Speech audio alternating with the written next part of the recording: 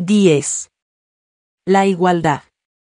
La igualdad, de la que tanto he hablado a lo largo de estas páginas, puede ser definida, sin entrar en mejores y más precisas definiciones académicas, como una condición natural del ser humano que le hace merecedor de un trato similar a otro en unas circunstancias y en un momento determinados. La igualdad es preexistente al ser humano, de tal forma que todos nacemos iguales, o formalmente iguales, puesto que el propio lugar, forma, familia o incluso las capacidades con las que nacemos nos hacen también naturalmente diferentes, lo cual es positivo, es parte de la riqueza de nuestras sociedades, y también, lo que diferencia a unas de otras. Hago esta precisión por cuestiones que, si bien comentaremos a lo largo de este capítulo, es preciso matizar ya aunque sea brevemente. Es preciso sentar ya la distinción entre la igualdad formal y la material, máxime cuando todo buen progre tiende por naturaleza a confundirlas y a pretender que todos seamos material y formalmente iguales, no solo entre grupos sociales más o menos homogéneos no iguales, sino también entre sociedades que no lo son, incluso que tienen raíces o culturas diferentes. Eso es lo que les permite, en su infinita soberbia buenista, arrogarse la facultad de decidir cuando una persona es tratada de forma desigual y cuando no.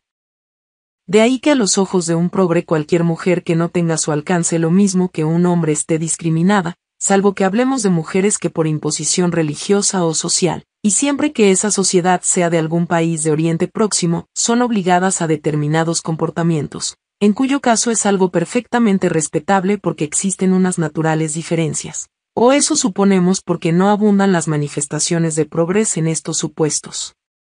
Volviendo a la conceptualización anterior, una definición tan genérica como ambigua como la que hemos planteado encierra en sí misma distintos matices, como el que acabamos de hacer, pero lo que no debiera ser objeto de duda es que la igualdad encierra una exigencia de trato similar o igual con matices, como desarrollaremos a dos personas. Y digo similar de forma deliberada, ya que un tratamiento tal implica tener en consideración las diferencias también naturales entre individuos. Si pensamos en un primigenio estado de naturaleza es un hecho evidente, incluso aunque seas progre, que todos los hombres nacen iguales en cuanto hombres, de ahí que posean unos derechos naturales que incluso les preexisten, como la libertad, la vida y su propia conservación y la propiedad. Esto es, el hombre, como tal, nace libre y tiene en sí mismo poder para conservar tanto su propia vida como sus posesiones, entendiendo por esto tanto lo que adquiera o gane como lo que genere con su trabajo. Si bien todos los hombres nacen iguales en tanto hombres en los derechos mencionados, no lo son ni lo serán nunca, volviendo a la diferencia entre una igualdad formal y una igualdad material, en cuanto a sus diferentes aptitudes, capacidades o incluso posesiones. Son por tanto formalmente iguales, pero nunca materialmente iguales. Si pensamos en sus capacidades, por ejemplo, unos serán más fuertes, otros más ágiles, otros más inteligentes, otros más capaces, cada uno con un talento distinto que lo hace único frente al resto, y todos importantes en cuanto todas y cada una de sus capacidades son necesarias para la vida en sociedad. Si pretendiéramos tener una sociedad donde todos fuéramos exactamente iguales, ¿cómo podríamos hacer frente a situaciones para las que no se tiene capacidad, por ejemplo? O si pretendemos hacer al fuerte también el más ágil, y al más ágil el más fuerte, es bastante probable que si no fracasamos mermemos las capacidades naturales de uno y otro. En cambio, si aceptamos esa natural diferencia y hacemos que cada uno de ellos desarrolle su mayor y mejor virtud, conseguiremos mejores beneficios para todos, aun cuando ello pueda parecer contradictorio. Esto, de hecho, ha sido desarrollado por la teoría del egoísmo razonable, que no viene sino a desarrollar una idea clásica: si todos tendemos a nuestro mejor bien, a nuestra mejor potencialidad, todos saldremos beneficiados. Esto podríamos hacérselo entender a un progre en un lenguaje que comprenda sustituyendo los términos por colaboración. Ellos, al hablar de economía colaborativa, por ejemplo, piensan en una suerte de comunidad donde se ponen bienes en común. De alguna forma, y salvando las distancias conceptuales, responde a un fin similar, si bien las consecuencias son distintas. Así, en esos ideales cooperativos el fin es que todos tengamos la misma cantidad de todo. En cambio, Si hablamos de potenciar talentos o habilidades, buscamos que cada uno sea el mejor en lo suyo y nos beneficiemos indirectamente todos, ya que en lo que no lo somos necesitaremos contar con otros. De esta forma, cada uno aportaría, o contribuiría a un progre. Podemos explicárselo también así dado el caso, según sabe y puede hacer, pero sin negar nunca la diferencia y, por tanto, sin negar también que incluso unos puedan poseer más que otros. Buscaríamos, en definitiva, lograr nuestra máxima potencialidad, ser lo mejor que podamos ser. Buscaríamos la excelencia, uno de esos conceptos que, como a estas alturas ya sabemos, el progre desprecia por cuanto parte de asumir que si la excelencia supone una diferenciación por mejores capacidades o por haber conseguido desarrollarlas, ello solo ocurre porque se ha descuidado la equidad en el acceso, entendiendo siempre la equidad como sinónimo de igualdad, como veremos luego. Un clásico en el lenguaje progre y una confusión de conceptos bastante notable. Las imágenes literarias son un buen recurso en cualquier discusión con un progre sobre estos temas para poner de manifiesto sus contradicciones. Cuestión distinta será que llegue a reconocerlas. De entre ellas, la más llamativa es cómo la búsqueda de esa pretendida igualdad les lleva a la desigualdad. Ahora bien, al igual que ocurre con los ejemplos cinematográficos a los que aludíamos antes, ha de poner usted en duda, querido lector, que haya comprendido bien el mensaje del libro, máxime viendo cómo recurren a ellas, o como no dudan en lucir bajo el brazo novelas distópicas como Un Mundo Feliz, u otras como El Señor de las Moscas o incluso Rebelión en la Granja, sin vacilar un segundo en hacerlo. De hecho, Orwell es el mejor ejemplo de un escritor mal entendido por un progre, al tiempo que es uno de los más leídos. Así, en algunos países europeos mediterráneos como España se esgrime como un autor contrario a los totalitarismos buscando la identificación solo con el franquismo, obviando que su crítica no es solo al franquismo, sino a los totalitarismos cualquiera que sea su fundamentación, si bien los europeos responden, con matices, todos a la misma corriente. Obvian en cambio estos ávidos lectores la profunda crítica que realiza este autor al estalinismo y las formas del Partido Comunista, en homenaje a Cataluña. Pero es que esto no le interesa al buen progre, y lo que no le interesa no existe, del mismo modo que el Homo videns de Sartori no conoce lo que no ve. La novela de Goldin es un ejemplo perfecto de lo que veníamos comentando, y, sin entrar en detalles, retomamos la idea de cómo se produce la articulación natural en un estado de naturaleza. Con el devenir de los días cada niño termina no solo ocupando su lugar y desarrollando su papel en sociedad que naturalmente le viene asignado, sino que trata de preservar, frente a las agresiones, lo que le da sentido a todo, la libertad, el principal valor y derecho del ser humano. Con esta idea de que se trate de preservar el lugar que a uno le ha sido asignado, o desarrollar toda su potencialidad, no queremos caer en la trampa de pensar que somos presa de un determinismo biológico que nos impide alcanzar otras metas, pero sí que tenemos una serie de talentos naturales. El que los usemos y nos esforcemos incluso por cambiar la situación es lo que va a determinar que nuestro papel sea mejor o peor, o más o menos valioso en una sociedad. Si fuéramos progres, como veremos ahora, dejaríamos esta posibilidad de superarlo al Estado, téngalo usted en cuenta si habla con uno. Recuerde, frente al esfuerzo, la dedicación o el deseo de mejorar, ellos prefieren la subvención para los temas económicos y la discriminación positiva para los sociales y políticos. El progre está convencido de que puede construir un mundo feliz al modo del de la novela de Huxley. Este libro, para un progre, solo encierra una crítica al consumismo y al capitalismo, pero obvian cómo se llega a él, al modo de un progre, que es controlando y dirigiendo. Así, si releemos el libro, veremos cómo para asegurar el bienestar y la felicidad, conceptos unidos para ellos o de los individuos, es necesario controlar a la sociedad, limitar la libertad de elección y no menos la de expresión.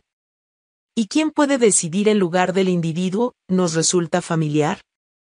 Estremecedor.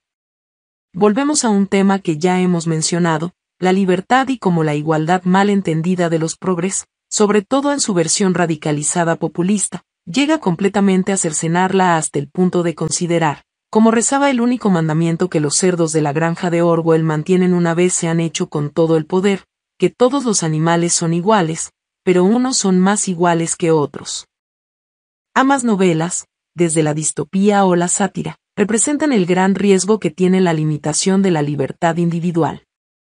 Si bien somos conscientes de que hemos llevado el ejemplo al extremo, no es menos cierto que se comienza por limitar por vía de la ayuda para el logro de la libertad de los individuos, y se termina por cercenarla y por considerar que unas personas tienen mayor o mejor derecho a ser iguales que otros. Dicho de otra forma, se niega la libertad individual natural.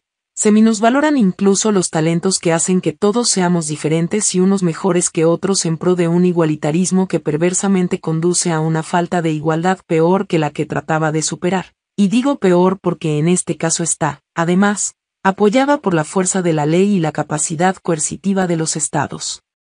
Ambas toman como referencia la consecución de un mundo ideal que pasa por la negación de la individualidad y de la posibilidad de cambio y mejora gracias al esfuerzo y el trabajo. La asignación de individuos a categorías o colectivos previamente determinados por aquella institución o individuo que ocupa el poder, que también determinará cuáles necesitan de su mayor protección, lo que, aun cuando no fuera su intención o sí, no neguemos nunca la perversidad disfrazada de bondad del progre. Al fin y al cabo tienen también los aspectos más perversos del ser humano aun cuando ellos se consideren ungidos, se traduce en una estratificación social de similares, o peores, características que aquella que se supone que combaten y que les lleva a erigirse en jueces de la igualdad. La prueba de que el igualitarismo no funciona y de que la estratificación y la limitación de la libertad de los ciudadanos provocan consecuencias nefastas la tenemos en muchos ejemplos a lo largo de la historia. El último terrible ejemplo, que, además, causó la muerte de miles de personas, todos aquellos contrarios a la doctrina dominante, el comunismo. Sí, el mismo que determina que en Venezuela, Cuba o Corea del Norte se goza de una extraordinaria calidad de vida y ejemplo de todo buen hacer, sobre todo, de buen gobierno. El mismo que provoca admiración en todo buen progre y en los que tras buscar el apoyo social para alcanzar el poder, algo habitual en los totalitarismos contemporáneos, segmenten a la sociedad en categorías y limiten su libertad como hacían los cerdos en la granja de Orwell. La discriminación como efecto perverso de la lucha contra la desigualdad. Esta negación de la diferencia natural entre individuos lleva al progre a provocar la discriminación contra la que pretende luchar por dos vías: la discriminación positiva y la transformación de esa ansiada e irreal igualdad real en igualitarismo.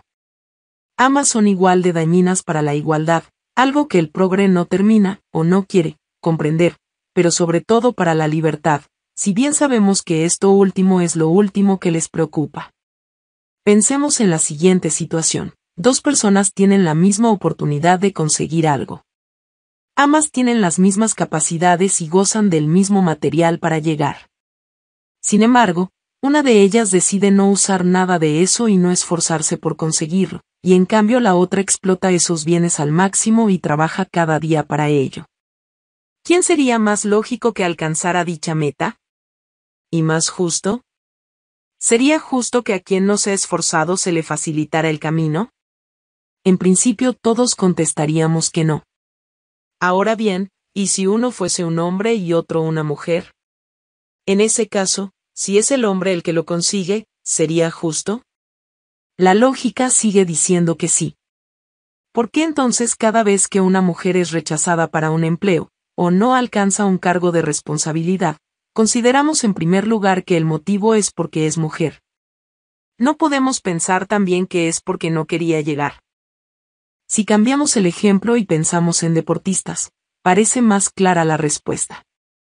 O quizá no, ya que sería acaso justo que deportistas que luchan cada día por entrar en un equipo o ser atletas olímpicos fueran tratados igual que otros que no consiguen dicho mérito. Ambos son deportistas, pero ¿no tiene acaso uno de ellos una mayor consideración con base en sus logros? ¿No deberíamos tener en cuenta esta distinción que ha obtenido? ¿Qué sentido tiene distinguir a un deportista por su condición de mujer o de refugiado? Esto último tan de moda en los últimos tiempos, ¿no son acaso todos ellos deportistas?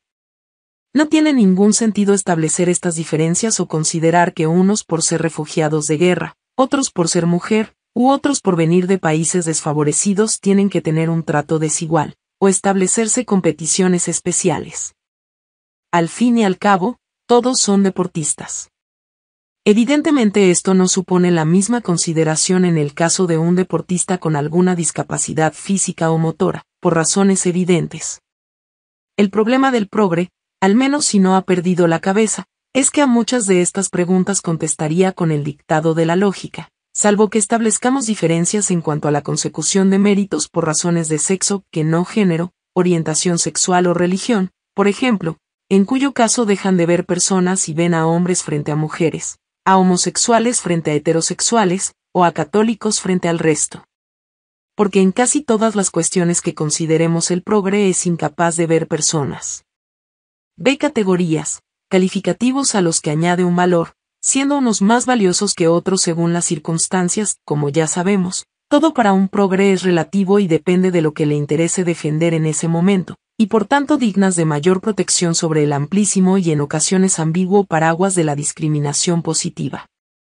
Las políticas de discriminación positiva tienen su causa en la necesidad de proteger frente a una desventaja de un grupo, lo que ha de ser completamente independiente, o ello sería deseable, de la concepción subjetiva que tengamos sobre un individuo o grupo de ellos. No entramos a discutir su sentido por cuanto, sin entrar en otras precisiones, si han servido para eliminar determinadas trabas que impedían que una persona por causa debida a su nacimiento, sexo, raza o religión pudiera alcanzar o disfrutar de la plenitud de sus derechos en una sociedad. En sí misma no es más que una discriminación, es decir, una desigualdad no justificada, admitida por el ordenamiento jurídico en cuanto perseguía con ella un fin mayor, que era evitar una discriminación, y por tanto una diferencia no justificada, que tenía un grupo de personas. Así, por ejemplo, en Estados Unidos las políticas de discriminación positiva que favorecían el acceso de las mujeres, los negros o las minorías étnicas a un puesto de trabajo fueron positivas para su integración social. Ello no obsta para que el mantenimiento o la prolongación de una situación cuando no existe causa justificada provoque lo contrario, o que, como tantas otras, a cargo de los gestores equivocados provoquen desigualdad entre los individuos. Así, tal y como señala Sowell en su conocido libro La discriminación positiva en el mundo, se presta poca atención a las consecuencias, y se continúan las mismas sin analizar y ponderar resultados. Así, un análisis de distintas políticas en distintos países como el que lleva a cabo el profesor Sowell en el libro mencionado nos lleva a concluir con él. La no consecución de sus objetivos podría ser el menor de los problemas provocados por estos programas. En algunos países la discriminación positiva ha envenenado la relación intergrupal y ha hecho peligrar la estructura de la sociedad ya que la propia historia se ha tergiversado para fortalecer determinadas políticas.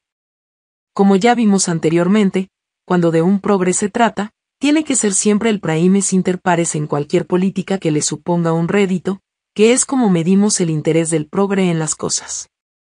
Ya sabemos que si hablamos de ecologismo es el más ecologista, si de pacifismos, el más pacifista, y de feminismo es el más feminista. Al hablar de igualdad es también el que más lucha por el logro de la igualdad de los individuos, aunque ello suponga desvirtuar la igualdad formal de la que hablábamos al comienzo de este capítulo por forzar la material. La política de cuotas es el culmen del absurdo de estas políticas de discriminación positiva, y no me cabe duda de que es solo la penúltima manifestación de esa soberbia característica que les hace creer que conocen mejor que otros, en este caso, a las mujeres, sus deseos y sus ambiciones. Las políticas de cuotas parten de considerar que es necesario reservar unas determinadas posiciones a las mujeres porque ellas no las alcanzan por sí mismas. Lo que no consideran es por qué no las alcanzan. El progre esgrimirá, siempre y en cualquier caso, que el motivo es el machismo lacerante de la sociedad actual, que impide que una mujer alcance un puesto de trabajo o una determinada posición social. De ahí que el Estado tenga que reservarle su hueco y protegerlas por tanto frente a la posibilidad de que sea un hombre el que lo usurpe. Lo que su altanería les impide valorar y analizar realmente tampoco lo necesitan. Son progresos, son las causas reales por las que hoy, no hace 20, 40 o 60 años, no ocupan determinados puestos en el entorno laboral, por ejemplo.